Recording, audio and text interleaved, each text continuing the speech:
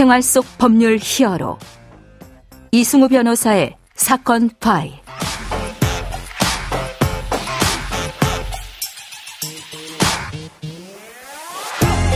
안녕하세요. 사건 파일 이승우 변호사입니다. 각종 사건 사고에서 여러분을 구해드리겠습니다. 오늘 열어볼 사건 파일은 재외 국민 관련 내용입니다.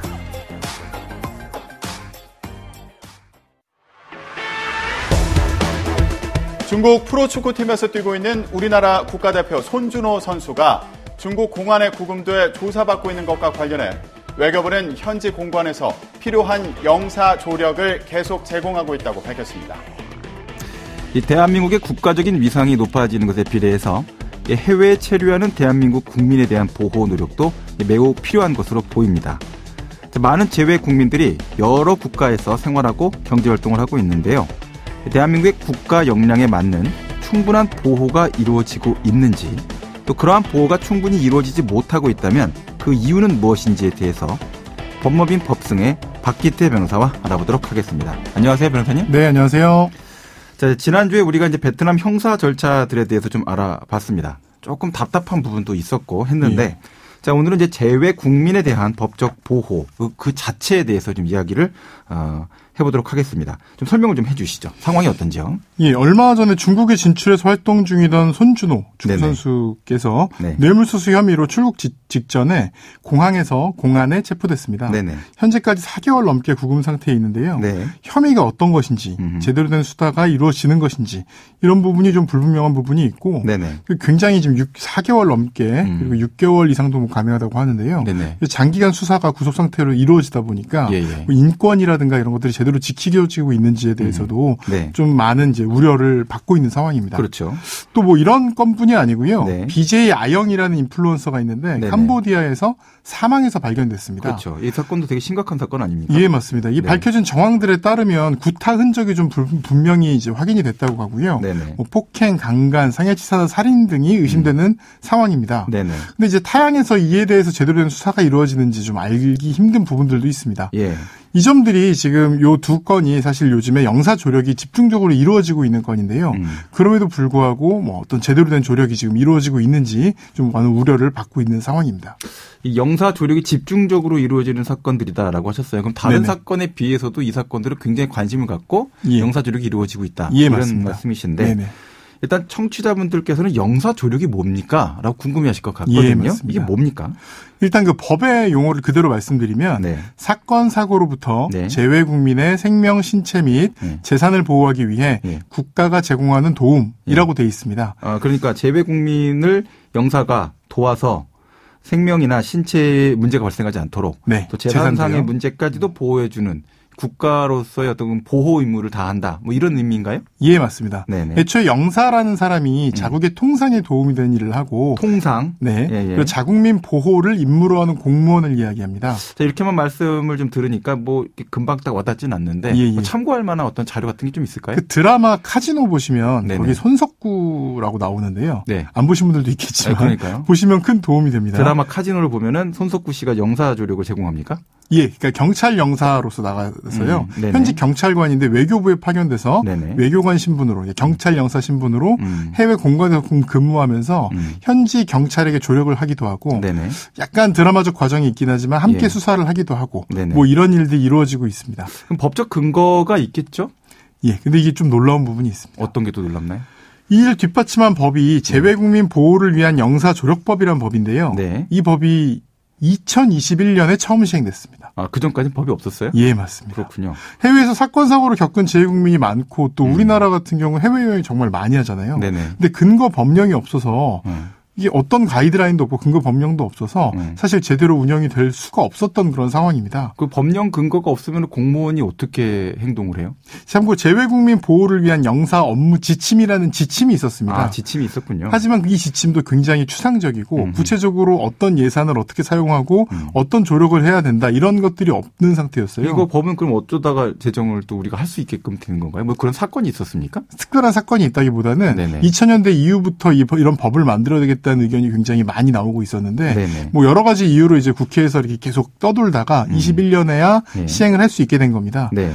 이제 문제는 이제 의무를 규정하다 보니 이 의무를 다하지 못했을 때 손해배상 책임이라든가 어떤 뭐 책임을 좀 이렇게 질 수가 있어서 직무유기 이런 부분들 때문에 그래서 실제 어떤 사건이 있었냐면요. 멕시코에서 범죄 피해자가 있었습니다.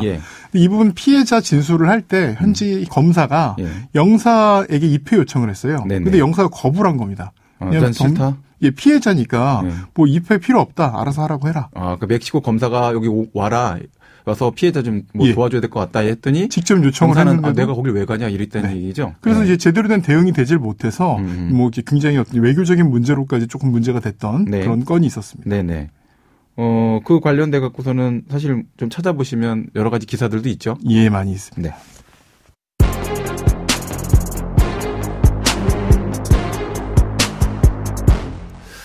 영사와 관련돼서 이 영사 조력을 받을 때 뭐 해외에서 법적으로 이제 문제가 생겼다. 또는 뭐 구금을 당했다, 구속을 당했다, 뭐 피해를 입었다. 이럴 때 이제 영사 조력 이게 이제 아까 연결고리가 된다 이렇게 하셨는데 영사 조력과 관련된 우리나라 법 규정들은 또 어떻게 좀 정리가 돼 있는지 좀 쉽게 설명을 좀 해주세요. 예, 일단 헌법 10조에 이런 게 있습니다. 대한민국은 개인이 가지는 불가침의 기본적 인권을 확인하고 이를 보장할 의무를 진다. 그래서 개인의 인권을 보장해 줘야 된다는 건데요. 이 헌법이 꼭 국토 안에 있는 사람에게만 적용되는 건 당연히 아닙니다. 그래서 국가는 당연히 재외 국민의 권리, 그중에서 제일 중요한 생명과 안전을 지켜줄 의무가 있습니다. 그리고 지금 말씀드린 재외국민 보호를 위한 영사조력법. 이게 이제 구체적으로 어떤 식으로 영사의 조력을 할 수 있는지에 대한 법령이 생긴 거고요. 근데 이런 법은 어떻게 보면 너무 당연합니다. 모든 좋은 국가는 자국 국민의 보호를 잘하는 국가고요. 그렇죠. 뭐 예전 로만 시민이라든가 아니면 미국에 있는 라이언 일병 구하기 뭐 그 영화에서 보면 알 수 있지만 한 사람의 시민을 구하기 위해 국가가 국가가 노력을 한다는 거. 그런 어떤 지침이 있다는 것, 그리고 시민이 국가가 나를 도와줄 거라고 믿는다는 것. 그렇죠. 이것은 어떻게 보면 국가의 존재 의무 그 자체이고. 그렇게 돼야지만 외국에 있는 재외 국민끼리도 서로 협력하게 되는 것 같아요. 예, 맞습니다. 네네. 자, 그러면 해당되는 그 내용과 관련해서 우리가 좀 더 살펴봐야 될 부분이. 자, 그러면 실제로 범죄를 저지른 피의자예요. 그럴 경우에도 대한민국에서 영사 조력을 통해서 그 사람을 보호해줘야 되느냐? 또 이런 질문을 하시는 분들도 있으실 겁니다. 하지만 어떻습니까? 당연합니다. 왜냐하면 대한민국 내에서 범죄를 저지른 사람이라고 하더라도 뭐 변호인의 조력을 받는다든가 아니면 어떤 적법 절차에 따라서 조사를 받는다든가 뭐 미란다 원칙이라든가 이런 점들이 다 이제 규정이 돼 있잖아요. 당연히 범죄를 저지른 걸로 보이는 사람이라고 인권을 보호하지 않으면 억울한 사람이 생길 수도 있고 또 이제 그 범죄 이상으로 처벌받을 수도 있기 때문에 어떤 이런 절차들과 이런 원칙들이 있는 것입니다. 범죄자도 당연히 국가의 보호를 받아야 되는데요. 외국에 있다고 해서 이게 달라지는 건 당연히 아닙니다. 다만 2004년에 그 장미정 사건이라고 유명한 사건이 있었는데요. 이게 영화화도 됐습니다. 이제 코카인을 담긴 가방을 모르고 운반을 했다가 전도연 씨가 했던 그건가요? 예, 맞습니다. 이게 프랑스령 마르티니크라고 인도양에 있는 큰 섬에 이제 수감됐던 사건인데요.